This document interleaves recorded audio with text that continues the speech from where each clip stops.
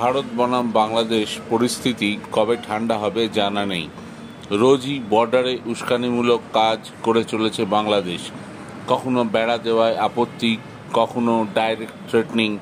ভারতীয় সেনাও যোগ্য জবাব দেওয়ার জন্য প্রস্তুত এবং ভারতীয় সেনাবাহিনীর স্নাইপার ইউনিট অলরেডি মোতায়েন করা আছে বিভিন্ন বর্ডার আউটপোস্টে।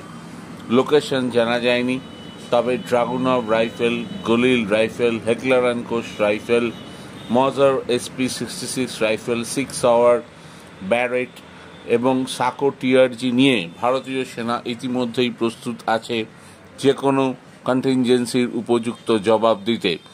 বাংলাদেশ সেনার সঙ্গে ফ্ল্যাগ মিটিং হয়েছে, কিন্তু লাভের লাভ এখনো পর্যন্ত কিছু হয়নি। বাংলাদেশ নিজেদের জেদ ধরে রয়েছে, ভারতীয় সেনাও জেদ ধরে রয়েছে। তারা দেবে, জাল দেবে এবং বর্ডার সুরক্ষিত রাখবে।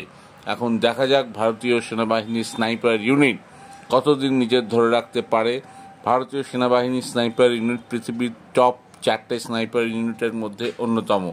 কাজে লাগলে তাদের ব্যবহার করা হতেই পারে বাংলাদেশের বিরুদ্ধে। ভালো লাগলে অবশ্যই লাইক অ্যান্ড সাবস্ক্রাইব করুন। ধন্যবাদ।